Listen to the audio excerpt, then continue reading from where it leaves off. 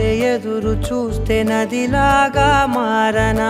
చైత్రమల్లె నువ్వు పూస్తే చిగురాకే అవ్వనా నన్నే వరించే యువరాజును అంట నీ యువరాణి